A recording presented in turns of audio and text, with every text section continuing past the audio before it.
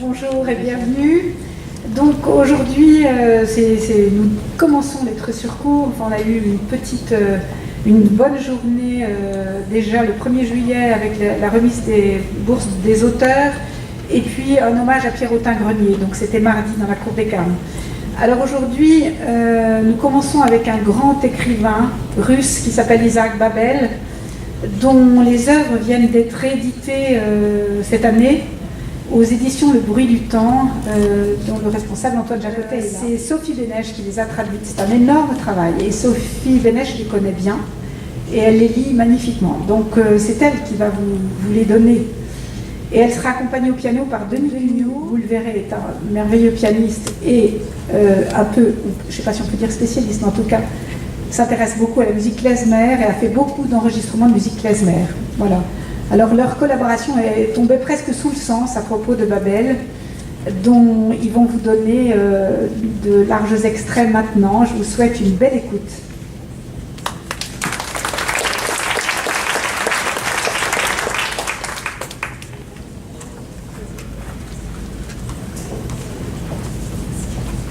Alors, je ne sais pas qui parmi vous a lu déjà Isaac Babel, qui, comme on vient de vous le dire, est un très grand écrivain russe, que je trouve encore plus grand depuis que j'ai retraduit toutes ses œuvres complètes. Enfin, complètes, on peut dire incomplètes, puisque Isaac Babel est d'origine juive. Il est né dans un shtetl à côté d'Odessa. Il a passé son enfance, après avoir que sa famille était victime d'un pogrom dans ce shtetl. Il est allé vivre à Odessa avec ses parents, où il a fait ses études. Il a ensuite, et donc, il a été arrêté, il avait une vingtaine d'années au moment de la Révolution. Il a été arrêté en 1939 et fusillé. Et on a confisqué une partie de ses œuvres, tout ce qui est ses brouillons qu'il était en train d'écrire. Donc, ses œuvres complètes sont en réalité incomplètes, puisqu'on n'a toujours pas retrouvé dans les archives du NKVD tout ce qui est les parties de ses œuvres qui ont été confisquées. J'ai choisi 4 textes par un texte qu'il a écrit sur son enfance, qui est tiré d'un recueil intitulé Histoire de mon pays. Je vais vous lire ce texte qui s'intitule L'éveil, et dans lequel il a 13-14 ans.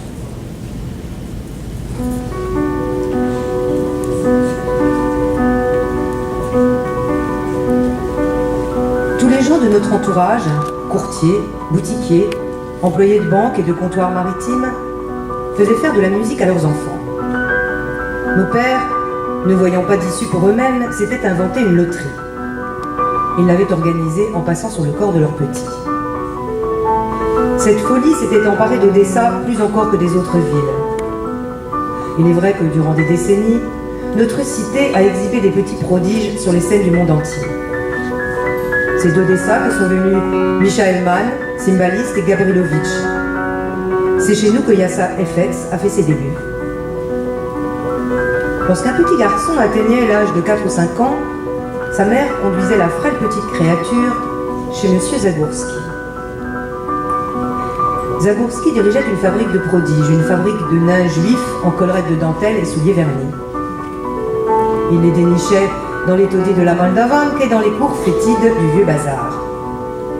C'était lui qui les mettait sur les rails. Ensuite, les enfants étaient envoyés chez le professeur Auer à Pétersbourg.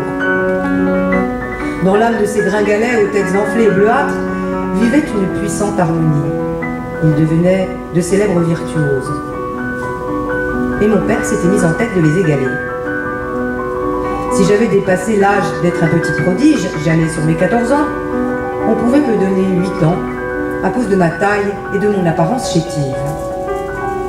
Tous les espoirs reposaient là-dessus. Moi, j'avais bien autre chose en tête.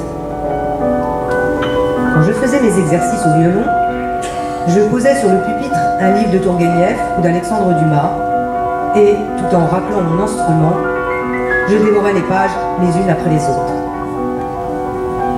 Pendant la journée, je racontais mes élucubrations aux petits voisins, et la nuit, je les couchais sur le papier. Écrire était un passe-temps héréditaire dans la famille. Mon grand-père, Lévi Hitzrock, qui s'est mis à dérailler sur ses vieux jours, a écrit toute sa vie un roman intitulé « L'homme sans tête ».